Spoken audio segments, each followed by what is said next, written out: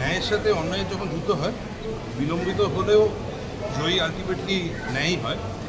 কিন্তু এই যুদ্ধে যেটা হয়, কিছু নিরীহ মানুষ তারা ভিক্টিম হয়। তো এটাই সবথেকে খারাপ লাগছে। সুপ্রিম কোর্ট, মাননীয় সুপ্রিম কোর্ট যে রায় দিয়েছেন, এটা তো হওয়ারই ছিল।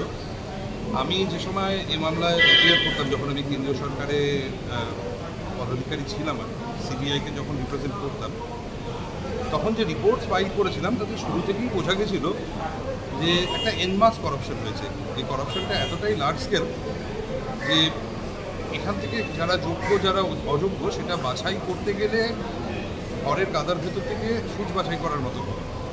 আর আমি ইনফ্যাক্ট আপনাদের সবাইকেই জানিয়েছিলাম, যখন আমাদের মাননীয় ডিভিশন বেঞ্চ ওই অর্ডার দিয়েছিলেন, যে এটাই একমাত্র কনক্লুশন, এবং আলটিমেটলি সুপ্রিম কোর্টে গিয়ে সুপ্রিম কোর্ট হয়তো স্টেও করবে, কিন্তু আলটিমেটলি কিন্তু কলকাতা হাইকোর্টে এই অর্ডারটিকে আপহোল্ড করবে। কেননা জুডিশিয়াল ট্রেন্ড প্রেসিডেন্ট যেটা হচ্ছে, যেখানে এরকম এনমাস করাপশন থাকে সেখানে গোটা প্রসেসটাকেই বাতিল করা হয় আর কি। তো এটা হওয়ারই ছিল।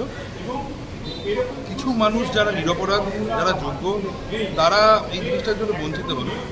আর দেখুন, যখন সিবিআই রিপোর্ট দিয়ে তদন্ত করে জমা দিচ্ছে কোর্ট মনিটর একটা ইনভেস্টিগেশনে, সেটা হাইকোর্ট যখন দেখছে, তারপরে যখন মহামান্য সুপ্রিম কোর্টও দেখেছে আর কি, তাহলে তো বলতে হবে, এরপরে তো আর কোনো দ্বিধা থাকতে পারে না যে সমস্ত স্তরেই এবং বিচারের শীর্ষতম স্তর থেকেও মান্যতা দেওয়া হচ্ছে যে সিবিআই যে তদন্তটা করেছে তাতে যে ডকুমেন্ট বা যে রিপোর্ট জমা করা হয়েছে সেগুলো ঠিক, যার ভিত্তিতেই এই জিনিস